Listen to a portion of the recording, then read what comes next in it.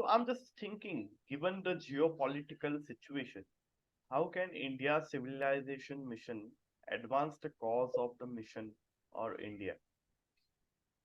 अ, इसमें बात ये आती है कि what is the epoch in which we are living if we look at the moment of history. और जिस इपॉक में हम लोग रह रहे हैं उसकी कुछ कैरेक्टरिस्टिक्स हैं. पहली कैरेक्टरिस्टिक है कि it is going to be an epoch after the closure of modernity. कि मॉडर्निटी की जो लिमिटेशंस हैं उसे बाहर निकलने के लिए लोग सोचेंगे और ऑफ कोर्स एक्शन एक्शन होगा उसके ऊपर. ये एक है. दूसरा कैरेक्टरिस्टिक है कि it is a ideological wilderness.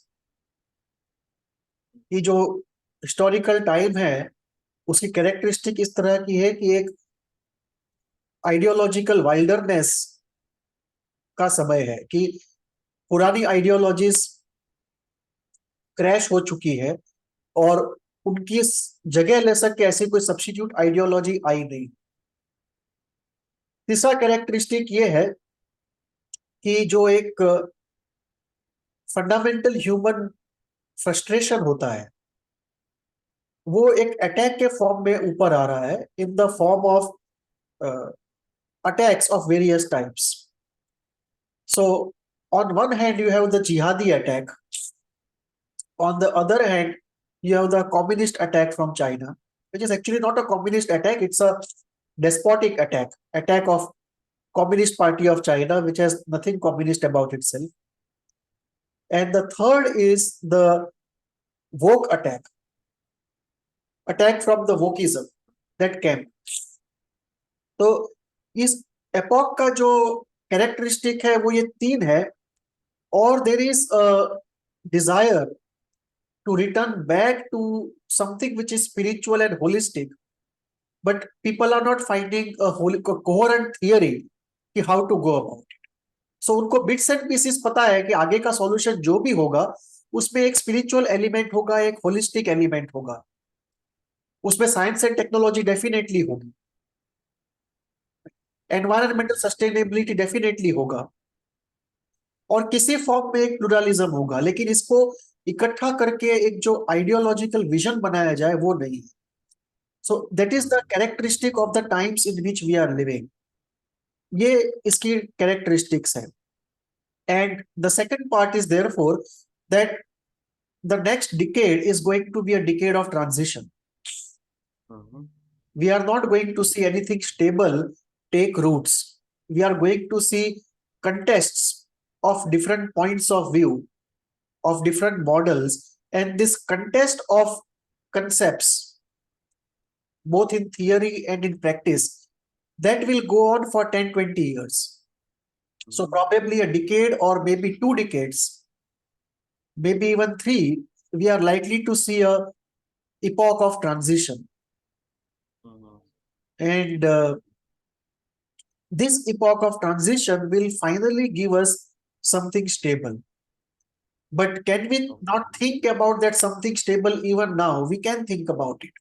And we can put that as a player in this transitional time and see if it can survive, defeat other contestants and emerge out of it successfully. एक तरह का ये proof of concept भी हो जाएगा और refinement भी हो जाएगा.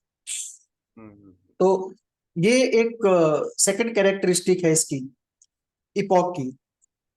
थर्ड कैरेक्टरिस्टिक है कि थर्ड इशू जो इंपॉर्टेंट है वो ये है कि are we looking at something जो फ्रांसिस फुकुयामा पहले कहा करते थे सेकंड वर्ल्ड वॉर के बाद में, एंड ऑफ हिस्ट्री, और अब बात कहते हैं कि pause of history.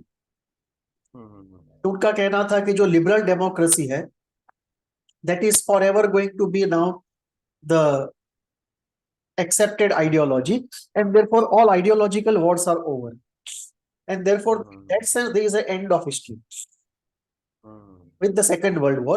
Now he says ki it was a pause in history, otherwise history is repeating itself. तो ये थर्ड कैरेक्टरिस्टिक है the pause is coming to an end.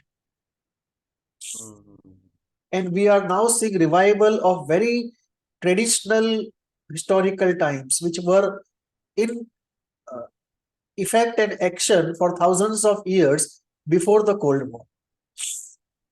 तो हम उसका एक री-इंस्टीट्यूशन ऑफ द ओल्ड टाइम्स देख रहे हैं इन अ न्यू पैकेज। और चौथा जो कैरेक्टरिस्टिक हम देख रहे हैं वो है कि there is a global cultural crisis at the heart of everything. और इस कल्चरल क्राइसिस के हार्ट में वही फिलोसॉफिकल क्वेश्चंस हैं, जो इटर्नल क्वेश्चंस हैं कि भाई what to do and how to live, what is an individual, what is his goal, what is human history, what is its goal. So जो एक इटर्नल क्वेश्चन है वो इसके हार्ट में है, लेकिन एक ग्लोबल कल्चरल क्राइसिस है, specially because of wokeism it has throne up all the unresolved issues for a final solution. So ये एक जियोपॉलिटिकल सिचुएशन है जिसमें हम अपने आप को फाइंड करते हैं। और बताती है कि इसमें से सिविलाइजेशनल मिशन कैसे बनाया जाए, उसके कॉस्ट को एडवांस कैसे किया जाए। उसके दो इमीडिएट एक्शन पॉइंट्स हो सकते हैं कि अगर सिविलाइजेशनल मिशन हिंदू कल्चर और हिंदू सिविलाइजेशन पे बेस्ड है तो दो इसके इमीडिएट एक्शन पॉइंट्स है। पहला, work on making central Hindu holocaust as a historical fact. ये हिस्टोरिकल फैक्ट है जिसको एक्सेप्ट नहीं किया है ग्लोबल हिस्ट्री ने एज अ हिस्टोरिकल फैक्ट। कुछ लोगों ने किया है, जैसे विल डुरांट ने इसको एक्सेप्ट किया था as one of the greatest holocaust of history. So Will Durant जैसे हिस्टोरियंस ने किया था, पर उनके बाद जो मेन स्ट्रीम हिस्ट्री में उसका एक्सेप्टेंस नहीं है, इंडिया में भी नहीं है, बाहर भी नहीं है। So the first is to establish Hindu Holocaust as a fact of human history. That is first. Because it will automatically lead to questions like ऐसा क्यों हो पाया, हम क्यों इसको रोक नहीं पाए। उसमें से आंसर्स निकलेंगे कि फ्यूचर में क्या किया जाए कि रिपीट ना हो। सेकंड ये होगा कि जूइश होलोकॉस्ट की तरह we are also holocaust survivors. Not only Jews, even Hindus are holocaust survivors. कि उनका होलोकॉस्ट तो 6 साल का था, हमारा होलोकॉस्ट तो 1000 साल का था। So this is the first thing, that the Indian society and the Indian state both have to put their mind, resources and intellect at work. In fact, everything at work to make Hindu Holocaust the central point of discourse at least for a decade. और उसमें से फिर काफी सारी चीजें बाहर आएगी हर क्षेत्र। दूसरा है to immediately start something like a Bharat Utsav, which will, let us say you do it in the month of December before Christmas, say 1st to 15th December, where you can reward people who have done exceptional work during the year and also showcase your arts, culture, Ayurveda, spirituality, everything that you have to the world, and create a global festival so the whole world comes to you as a good tourist destination. So वो एक अच्छी tourism strategy भी है, अच्छी geopolitical strategy भी है और अच्छी कल्चरल स्ट्रेटेजी भी। And of course it generates revenue and avenue for your own artists. So ये इमीडिएट पॉइंट्स है उसके, लेकिन जो उसका कंसेप्चुअल कोर है वो 5 चीजों पे बेस्ड है। कि अगर हम सिविलाइजेशनल मिशन लेते हैं of establishing Hinduism across the world, तो उसके जो 5 पिलर्स आते हैं वो इस तरह से आते हैं। पहला आता है स्पिरिचुअल प्लुरलिज्म, क्योंकि the whole core is about pluralism. और यहाँ पे एक फंडामेंटल डिफरेंस है between singularism and pluralism. Singularism का मतलब ये होता है कि there is one truth, I know that truth, if you don't believe it's my duty to bring you to my truth and I can do anything to do that. I can use money, lure, fear, even violence if need be to bring you to the truth. और उसका natural outcome होता है crusade and जिहाद, क्योंकि सिंगुलरिज्म का natural outcome वही है, because सिंगुलरिज्म essentially एक टोटलिटेरियन सिचुएशन की तरफ आपको ले जाता है। और if you look at the western thinking, चाहे वो सिमाइटिक रिलीजन्स हो, जुडाइज्म, इस्लाम, क्रिश्चियनिटी, या उनकी फिलोसॉफीज हो, जैसे कि फेमिनिज्म है, एनवायरमेंटलिज्म है, वोकिज्म है, कैपिटलिज्म है, ये सारे इजम्स वो सिंगुलरिज्म पे ही बेस्ड है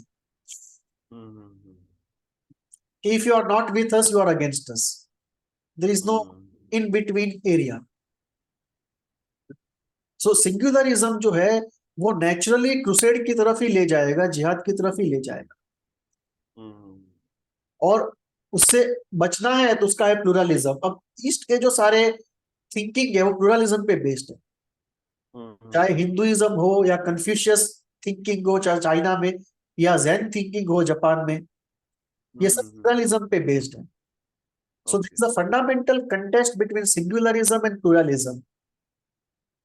और जो सरफेस पे जो कंटेस्ट है हिंदुइज्म और इस्लाम, हिंदुइज्म और क्रिश्चियनिटी, ये बेसिकली सिंगुलरिज्म और प्लुरलिज्म का कंटेस्ट है। और यही चीज पूरी थिंकिंग में परवेसिव है, चाहे वो इकोनॉमिक थिंकिंग हो, एनवायरमेंटल थिंकिंग हो, या कल्चरल थिंकिंग। और उसका लेटेस्ट मैनिफेस्टेशन है वोकिज्म, जहां पे कैंसल कल्चर आ गया है कि जो हमारी बात ना माने उसको कैंसल कर दो पूरा का पूरा। कि ट्विटर पे अगर आप कुछ बोलते हो जो वोक लोगों को पसंद नहीं है तो आपका अकाउंट ही बंद कर देंगे। They will not reason with you, they will not try to convince you, they will not say live and let you, चलो इसका ये मत है, मेरा ये मत है, दोनों ही ओके है, चलो वो अपनी तरह से जिए, मैं अपनी तरफ से जीऊं। This is nothing of that type, it is either you are with me और you are against.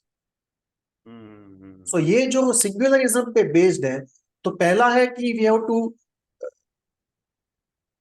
create a debate first on Hindu Holocaust, a global debate, and then on singularism and pluralism, because the Hindu Holocaust also was an outcome of singularism. अगर सिंगुलरिज्म नहीं होता तो Holocaust करने की कोई जरूरत नहीं थी। Okay. The Jewish Holocaust also was an outcome of singularism. Her final solution जो होता है वो सिंगुलरिज्म में से ही आता है। सो पहला जो है कि you create a global debate on singularism and pluralism. Second is Hindu Holocaust, and the third is the 5 pillars of the new vision. कि अगर हम सिविलाइजेशनल मिशन को विजन बनाते हैं तो विजन में क्या आता है, तो 5 चीजें आती है। Spiritual pluralism, cultural pluralism, that you don't have to have either or. There can be one group of people which lives a life of celibacy, like in Sri Aurobindo Ashram, another group of people which lives the life of complete free sex and free romance, like in Osho Center, and there would be in between this marriage system which goes on, and all the permutations and combinations around it. So you can have a majority of the society in a marriage format which provides sustainability of population and sustainability of systems, and you have other experimental or non-major forms of culture around it, and that creates cultural pluralism. कि जैसे spiritual pluralism है वैसे cultural pluralism भी है। और वैसे ही you take pluralism even to other areas of economics, management, and so on. But these two are important. So one pillar is spiritual pluralism, second is cultural pluralism, third is social capitalism. Where you tame down capitalism with some social conscience. और उसके क्या details होने चाहिए, that can be discussed. वो I have made it clear in some other talk, so I have detailed it out कि इसके क्या details हो सकते। चौथा है true democracy, because this is very important that democracies around the world have become by and large sham democracies. जैसे आज हमारी बात करो तो हमारी कोई आवाज ही नहीं है पावर स्ट्रक्चर, और 90% ऑफ इंडिया हमारे साथ है जिनकी कोई आवाज ही नहीं है। So it's a namesake democracy, ये रियल डेमोक्रेसी नहीं है। सो एक जो शैम डेमोक्रेसी बन गई है so from there to a true democracy, उसकी डिटेल्स क्या है वो मैंने एक और टॉक में उसका डिटेलिंग किया है। और holistic healing, this is also very hmm कि hmm healing of the self, not only of the body but particularly of the mind, right? Which is holistic in nature, which combines east and west, which combines the mind and body, and which combines mysticism and spirituality also. हम्म और उसका भी एक detailing किया हुआ है मैंने कहीं और पे। So this five allow us to translate the civilizational mission into a vision, and from there we go to specific policies and then to implementation procedures and processes and outcomes. So इस right तरह से we can actually get from the philosophical thinking down to actual implementation in a very efficient way. Of course, these are two-step process, first in India, then out of India. Okay. तो क्या constitution को change किए बिना एक national civilisation mission संभव है? No, it's not possible because जो हमारा कॉन्स्टिट्यूशन है वो अपने आप में एक मॉडर्निटी का आउटकम है। और जैसे ही मॉडर्निटी का क्लोजर होता है और एक नया इपॉक आता है, तो नए इपॉक के हिसाब से with all the learnings of the modern era and all the benefits of the modern era, ऐसा नहीं है कि मॉडर्न इरा ने हमको कुछ नहीं दिया है, और ऐसा भी नहीं है कि मॉडर्न इरा से पहले जो प्री मॉडर्न इरा था वो बहुत अच्छा था जिसमें कोई बुराई नहीं थी, ऐसा भी नहीं है। But with collecting all the blessings that we have and all the learnings that we have, now that we try to create a philosophy for the new era, the first thing we realize is हमारा जो constitution है वो अपने आप में एक modernity का product है। और इसीलिए the first thing we'll have to do is to change the constitution, which can be done only by a referendum. So, and obviously the referendum has to be preceded by a year-long or maybe 2-year-long debate on all the issues that we are talking about, and maybe even more issues. And then people can choose what they want. But conceptually speaking, the best that I can think of at present, the constitution has to undergo a change if we have to give to ourselves a civilizational mission and align all the structures of power and the social and cultural systems in alignment with that mission. So ये है, अभी ये हो रहा है कि the state is at war with the nation, कि जो एक हिंदू सोसाइटी है, जो एक कल्चरल नेशन है, उसकी बिलीफ्स कुछ और है, उसके गोल्स कुछ और है, और जो एक सेक्युलर स्टेट है, कॉन्स्टिट्यूशन का जो आउटकम है उसके गोल्स और बिलीफ्स कुछ और है, और दोनों के अंदर एक स्ट्रगल है। और द आयरनी ऐसी है कि जो स्टेट को भारत के लोगों ने क्रिएट करके खुद को दिया, वो स्टेट अब उनसे ही लड़ रहा है कि हमने अपने आप को कॉन्स्टिट्यूशन दिया और हमारा कॉन्स्टिट्यूशन हमारी बिलीफ से लड़ रहा है। और इसका रीजन ये है कि एक्चुअली हमने अपने आप को कॉन्स्टिट्यूशन दिया नहीं था, हमको ऐसा कहा गया कि आपने अपने आप को दिया है। अगर हमको पॉइंट बाय पॉइंट रेफरेंडम करके पूछा होता तो ये सिचुएशन नहीं आती।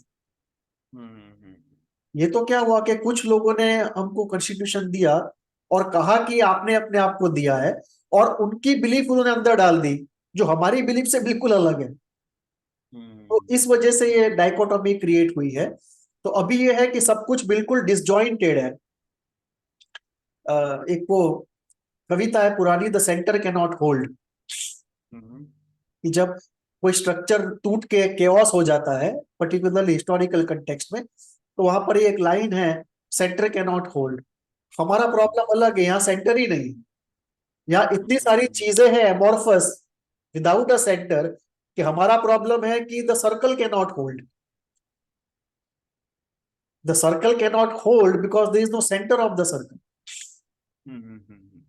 सो इस वक्त ये है कि सिविलाइजेशनल मिशन न होने की वजह से सिविलाइजेशनल कंफ्यूजन है। और ये इसीलिए अभी एक सिविलाइजेशनल मिशन अपने आप को देने का जो कंसेप्ट है, it's not only long overdue, it's also an imperative, because जो geopolitical situation है उसको आप बिना सिविलाइजेशनल मिशन अपने आप को दिए और पूरे कंट्री को उसके पीछे मोबिलाइज किए बिना उस जियोपॉलिटिकल सिचुएशन से आप इफेक्टिवली डील नहीं कर सकते। ये एक आइडियोलॉजिकल क्वेश्चन नहीं है, ये एक जियोपॉलिटिकल नेसेसिटी है जो जियोपॉलिटिकल सिचुएशन अराइज हो रही है उसमें। और यहाँ पर it is as much a philosophical and spiritual battle and a cultural battle as much it is a political battle. तो ये एक क्रिटिकल इम्परेटिव आ गया है हमारे ऊपर कि इसको अभी किया जाए। Right. तो क्या स्पिरिचुअल और कल्चरल ऑर्गेनाइजेशंस लाइक RSS और ISKCON, do they not provide a clear way forward? It's a very interesting question, but the answer unfortunately is no. Okay. We have many good organizations who are doing very good work, and not for 5 years or 10 years, but 50 years, 100 years, a long legacy of extraordinary work. But हमारा जो subject है civilisational mission का और country को उसके पीछे align करने का और ग्लोबली स्प्रेड करने का, उस कंटेक्स्ट में कोई भी एसोसिएशन ऐसा नहीं है जो वो कर पाया हो, और उसके रीजंस अलग अलग हैं। So let me just take a few examples कि प्रॉब्लम्स कहाँ आते हैं। कि ये इंस्टीट्यूशंस इतने अच्छे होने के बावजूद भी क्यों सिविलाइजेशनल मिशन क्रिएट ना कर पाए, और वो अगर कर भी लेंगे कोई मिशन तो क्यों उसको सक्सेसफुल इंप्लीमेंट नहीं कर पाए। और this brings us to the point के we need a new kind of an organizational structure, a new kind of an organization. It may even be a confederation of a loose confederation of individuals, but some organization or some group, if not organization, which is new, dedicated to this idea we are talking about. So क्यों, let me just go into some examples कि ये लोग क्यों नहीं कर पाएंगे existing organizations. Let me take the first example of ISKCON. पहला conceptual problem है कि जो इंडियन स्पिरिचुअलिटी जिन एक्सपीरियंसेस पे बेस्ड है, the rare experience of a state of no thought, जिसको हम एनलाइटनमेंट के नाम से ज्यादातर एड्रेस करते हैं,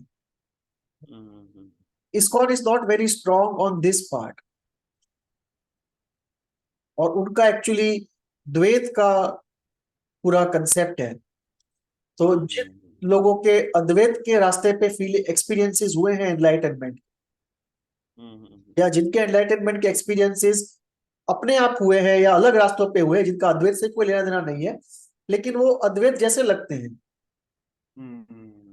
तो वहां पे ISKCON का कंसेप्चुअल प्रॉब्लम आ जाता है कि it is not accommodative to them. ये कंसेप्चुअल प्रॉब्लम है। तो दूसरा प्रॉब्लम ये आता है कि organizationally speaking, Prabhupada was very harsh on other schools, especially Advait. So, if ISKCON wants to emerge as a giver of civilizational mission, तो पहले it has to create a spiritual philosophy which accommodates everyone, and second, it may have to disown some things which Prabhupada said, and both of them are very different. RSS की बात करें तो because it's a transgenerational movement and a forever movement, it does not want to associate with one particular ideology, because ideology always will have a time span. तो इसीलिए they will not over invest in anything. So they will not say X is the civilizational mission for the next 25 years, let's go behind it. So one, they want to be forever, so they don't want to associate strongly with a temporal mission, and two, they don't want to put all the eggs in one basket. They won't be able to do it. अगर आप स्वाध्याय movement की बात लो तो वो सबसे नजदीक था एक सिविलाइजेशनल, एक ग्लोबल सिविलाइजेशनल मिशन इंडिया को देने के लिए। उनका प्रॉब्लम था कल्चरल प्लुरलिज्म, कि कल्चरली दे वेंट इनटू सिंगुलरिज्म। एक जो वैदिक सिस्टम है फैमिली का, वही एक सिस्टम है, दूसरा कोई भी सिस्टम एक्सेप्टेबल नहीं है। सो जो कल्चरल प्लुरलिज्म चाहिए था वो वहां मिसिंग था, वो नजदीक था सबसे देने के। सो ये उनका प्रॉब्लम है।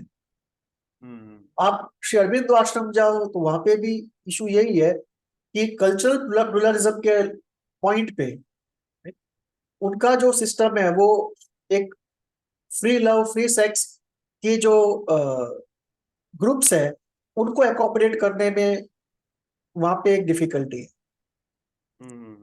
और अगर आप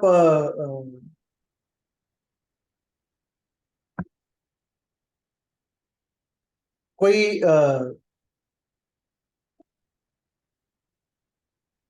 थिंक टैंक या पॉलिटिकल पार्टी ले लो तो वहां पे उनके पास कोई होलिस्टिक ऐसा विजन ही नहीं, जो कि स्पिरिचुअल डेप्थ में एक तरफ, because unless the civilizational mission in philosophical terms is anchored in the spiritual concept of enlightenment, India में तो वो चल ही नहीं सकता और बाहर भी नहीं चल सकता। तो ये जो है कि एक तरफ आप एनलाइटनमेंट के कंसेप्ट को क्लियरली समझो और उसको समझने के बाद आप एक फिलोसॉफिकल स्ट्रक्चर खड़ा करो, और वो फिलोसॉफिकल स्ट्रक्चर आज के एपॉक के जो क्वेश्चंस है उनको एड्रेस कर रहा हो, फ्यूचर में एक गाइडेंस दे के रोड अहेड बता रहा हो। You can't really generate a civilisational mission acceptable inside and outside and which will endure for a reasonable period of time. ये रीजंस है कि जो एग्जिस्टिंग ऑर्गेनाइजेशंस हैं वो इसको दे भी नहीं पाए हैं आज तक, और अगर वो देने की कोशिश भी करेंगे तो भी उनको बहुत डिफिकल्टीज का सामना करना पड़ेगा। और ज्यादा प्रोबेबल यही है कि इनमें से कोई भी दे नहीं पाएगा। जो सिविलाइजेशनल मिशन और जो एक नई स्पिरिचुअल फिलॉसफी है वो एक इंडिपेंडेंट और नॉन ट्रेडिशनल स्कूल या नॉन ट्रेडिशनल इंडिविजुअल में से ही आएगी, और या non traditional group of individuals में से आएगी। सो मेरे पास इसका एक सिविलाइजेशनल मिशन, उसका विजन और उसकी पॉलिसीज का एक ऑप्शन मेरे पास है, जिसको मैं कहता हूं holistic spiritual pluralism and optimisation, जो एक मेरी फिलॉसफी और मेरा जो विजन है, एक अल्टरनेटिव है from which we can have a civilizational mission, but essentially speaking it has to come out from collective deliberation of many। और मुझे ख्याल से वो शुरू हो गया है एक इंडियन इंटेलेक्चुअल्स के ग्रुप में, and something will emerge out of it, and some parts of it will come also from abroad as they deal with the wokist challenge and come out of it successfully, because western societies wokeism को defeat करने के context में एक अपना philosophical और spiritual refinement करेंगी, अपनी cultural policy का रिफाइनमेंट करेगी, और वो और हमारी इनसाइट्स इनको कॉम्बो करके कोई एक सिविलाइजेशनल मिशन इमर्ज होगा हमारे लिए भी दुश्वार। राइट,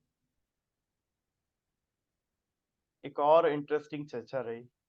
प्रश्न या सुझाव हो तो जरूर लिखिए। नमस्ते। नमस्ते।